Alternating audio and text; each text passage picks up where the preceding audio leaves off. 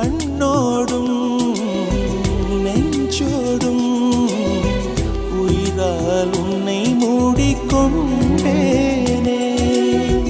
கனவோடும் நினைவோடும் நீங்காமல் உன்னருகில் வாழ்ந்தேனே. மதிப்பறிக்கும் மதிமுகமே உன்னொளி அலைதங்கில் நான் இருப்பேன்.